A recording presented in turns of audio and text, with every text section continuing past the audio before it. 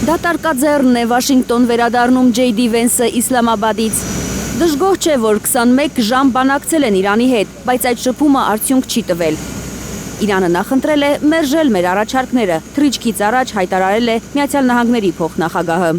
We have been at it now for 21 hours. 21 ժամ բանակցել ենք, մի շարք էական քննարկումներ ենք ունեցել իրանցիների հետ։ Սա լավ լուրն է։ The bad news is that we have not reached Վատ լուրն այն է, որ համաձայնության չենք հասել։ Կարծում եմ, դա ավելի շատ վատ լուր է Իրանի, քան Ամերիկայի Միացյալ Նահանգների համար։ come to an agreement. Այսպիսով արձանագրենք, որ Միացյալ Նահանգները համաձայնության չի հասել։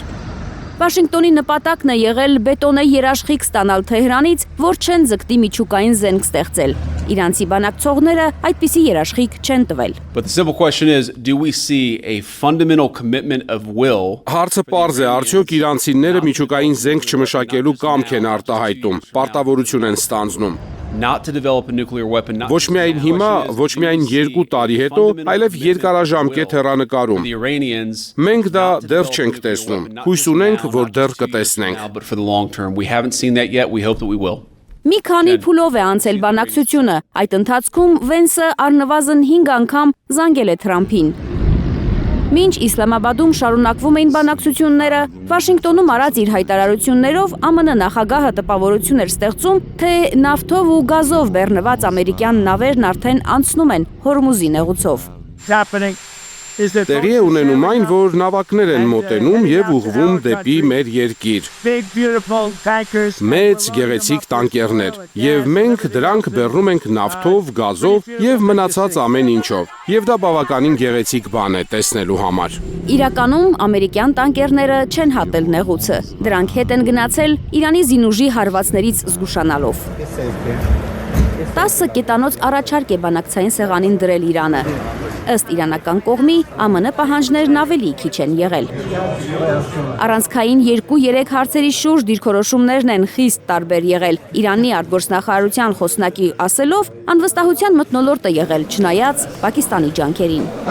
Լարվածությունը չի թույլատրել նաև այն, որ ամերիկյան պատվիրակությունը գլխավորել է Վենսը, մարդ, որը իր քաղաքական կարիերան կառուցել է Միացյալ Նահանգների սահմաններից դուրս ամերիկյան ռազմական արկածախնդրությանը դեմ արտահայտվելով։ Նախ բանակցությունների այս փուլը տեղի ունեցավ 40 օր պարտադրված պատերազմից հետո եւ հրադադարից ընդամենը մի քանի օր անց։ Ոչ միայն անվստահությամբ, այլև կասկածանքով եւ վատ զգացումներով էր լի մթնոլորտը։ Ամենաշատը Թրամփին չեն վստահում իրանցիները։ آمریکایی‌ها بدعهد هستند. Ամերիկացիները անվստահելի են, հատկապես ներկայիս վարչակազմը եւ մասնավորապես նրանց ինքնախաբեությամբ լի նարցիսի սինդրոմով տառապող եւ անկայուն նախագահը։ Միացյալ Նահանգների նախագահին անգամ դաշնակիցները չեն վստահում, նկատում են իրանցի պաշտոնյաները։ Պատահական չէ, որ այս պատերազմի ժամանակ ոչ մի երկիր չաջակցեց նրան։ Իրանի գլխավոր բանագնացները խորհրդարանի խոսնակ Բաղեր Ղալիբաֆը եւ արտգործնախարար Աբաս Արաղչին ասես չեն շտապում մեկնաբանություններ տալ բանակցությունների վերաբերյալ։ Իրանական կողմը, որ Իսլամաբադ էր մեկնել օդանավի նստատեղերին զոհված դպրոցականների լուսանկարները դրած, բանակցությունից հետո նոր տվյալներ է հրապարակել ամերիկա-իսրայելական հարձակման զոհերի մասին։ Միայն 7000 երեխայի ու կնոջ կյանք է խլել այս պատերազմը։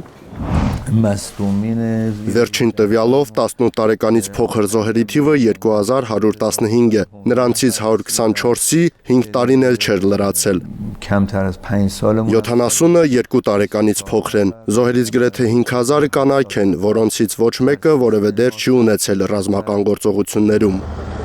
Անհրաժեշտ է, որ կողմերը պահպանեն հրադադարի պարտավորությունները։ Բանակցություններից հետո կոչ է արել Իրանին ու Միացյալ Նահանգներին բանակցային հարթակ տրամադրած Պակիստանի արտգործնախարարը։ We hope that the two sides continue. Հույս ունենք, որ կողմերը կշարունակեն դրական ոգով, ամբողջ տարածաշրջանում եւ դրանից դուրս կայուն խաղաղության եւ բարգավաճման հասնելու համար։ It is imperative. Անհրաժեշտ է, որ կողմերը շարունակեն պահպանել հրադադարի վերաբերյալ իրենց պարտավորությունները։ Որևէ տեղեկություն չկա, թե արդյոք իրանական պատվիրակությունը ամբողջ կազմով լքել է Պակիստանը։ Հայտնի է, որ բանակցությունից հետո Իսլամաբադում էին մնացել ամերիկացի 2 բանակցողները՝ Թրամփի հատուկ բանագնաց Սթիվ Վիթքոֆն ու Փեսան Ջարեդ Քուշները։ Վերլուծաբաններին սա հույս է ներշնչում, որ Վաշինգտոն-Թեհրան երկխոսության դուռը դեռ բաց է մնում։